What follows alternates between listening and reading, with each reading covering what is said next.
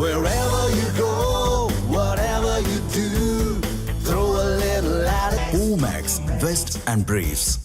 புதுச்சேரியின் 16வது சட்டப்பேரவையின் முதலமைச்சராக ரெங்கசாமி பதவியேற்றுக் கொண்டார்.